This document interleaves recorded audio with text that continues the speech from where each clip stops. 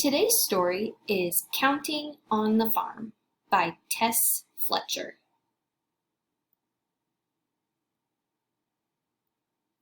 Here is one brown cow. It likes to eat grass. Here are two fluffy sheep. They like to eat grass too.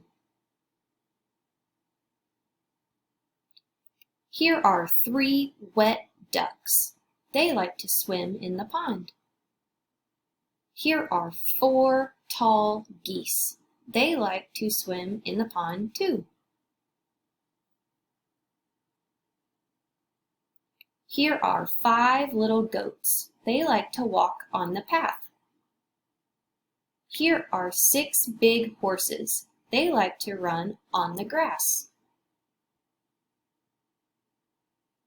Here are seven fat pigs. They like to play in the mud.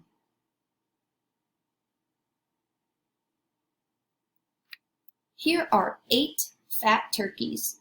They like to peck at some corn.